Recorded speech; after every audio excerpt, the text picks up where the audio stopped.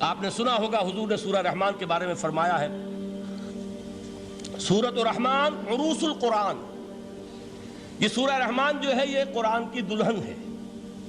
جیسے دلہن کو آپ خوشنما لباس پہناتے ہیں، آراستہ پیراستہ اس کو گہنے اور اس کو زیور پہناتے ہیں، تو جس طریقے سے سجاتے ہیں آپ دلہن کو، اللہ تعالیٰ نے ایک سورت قرآن مجید میں یہ ایسی رکھی ہے سورہ رحمان کہ اسے خوب سجایا ہے۔ اس میں الفاظ کا در و بست، اس کا اپنا ایک ڈیوائن میوزک ہے۔ وہ تو اللہ تعالیٰ قراء جو ہے، خاص طور پر مصر کے قراء، اللہ تعالیٰ ان پر رحمت نازل فرمائے، ان کی خطاؤں سے درگزر کرے۔ جس طرح قرآن کے انٹرنسک میوزک کو انہوں نے واضح کیا ہے، واقعہ یہ ہے کہ اگر یہ لوگ نہ ہوتے، شیخ عبد الباسط محمد عبد الصمد، شیخ محمود خلیل الحصری، یہ لوگ کہ جنہوں نے قرآن کے اس غنا، میوزک، یہ لفظ جو ہے آپ حیران نہ ہو کہ میں یہ کوئی شاید توہین کر رہا ہوں قرآن کی، حضور نے یہ لفظ استعمال کیا ہے، تغنو، اس قرآن کو اچھی سے اچھی خوشلحانی کے ساتھ پڑھو۔ من لم یتغن بالقرآن فلیس منا، جو قرآن کو بہتر سے بہتر انداز میں، اچھی سے اچھی آواز میں، خوشلحانی کے ساتھ پڑھنے کی کوشش نہیں کرتا، وہ ہم میں سے نہیں ہے۔ بلکہ ایک مرتبہ حضور رات کے وقت آپ گشت پر تھے اپنے ساتھیوں کے حالات معلوم کرنے کے لیے۔ حضرت ابو موسیٰ اشعری رضی اللہ تعالیٰ عنہ ایک صحابی ہیں، ان کے گھر کے پاس سے گزر ہوا، وہ رات کو تہجد پڑھ رہے تھے، کھڑے ہوئے کیف کے عالم میں قرآن تلاوت کر رہے ہیں۔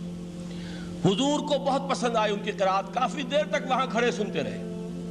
اب انہیں کیا پتا کون سن رہا ہے۔ بالکل اسی طرح سمجھ لیجئے، ایک بات یاد آئی ہے، حضور فرماتے ہیں کہ جس طرح کان لگا کر اللہ قرآن کو سنتا ہے، کسی چیز کو نہیں سنتا۔ ہمیں نظر نہیں آتا نا، ہمیں معلوم نہیں، ہم قرآن پڑھ رہے ہیں تو سننے والا کون ہے؟ سب سے زیادہ کان لگا کر خود اللہ۔ یہاں اس لیے مجھے یاد آیا کہ ابو موسیٰ اشعری کو کیا پتا تھا کہ کون سن رہا ہے؟ وہ اپنی کیفیت میں نماز میں تہجد میں قرآن کی تلاوت کر رہے تھے، اور ظاہر بات ہے ان کے گھر ایکڑوں میں بنے ہوئے نہیں تھے، ایک ایک کمرہ، ایک ایک کوئی حجرہ، ایسے ہی تو گھر تھے نا صحابہ کے، لہذا حضور پاس سے گزرے، آواز آئی، کافی دیر سنتے رہے۔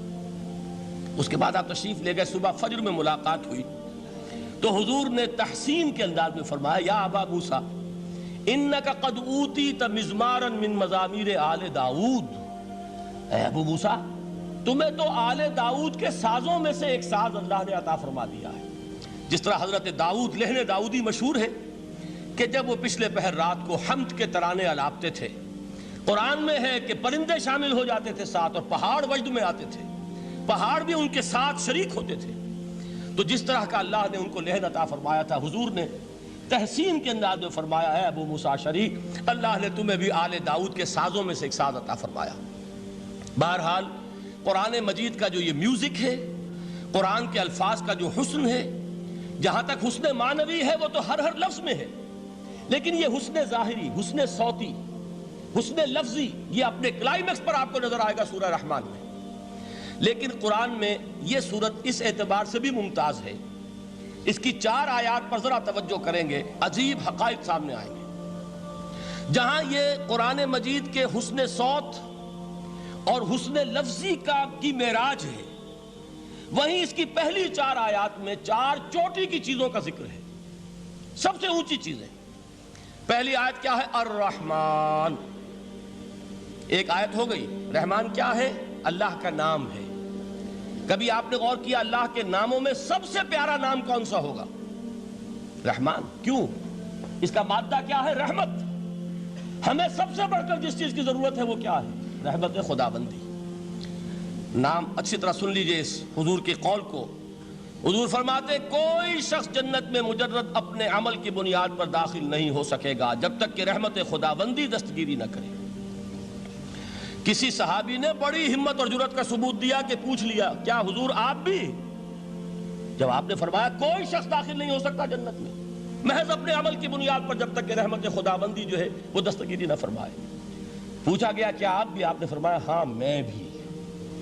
آپ انداز کیجئے کہ اگر محمد الرسول اللہ بھی رحمت خداوندی کے ضرورت مند ہوں تو تاب دیگراں چہ رسد، ہماری تو سب سے بڑی ضرورت رحمت خداوندی ہے۔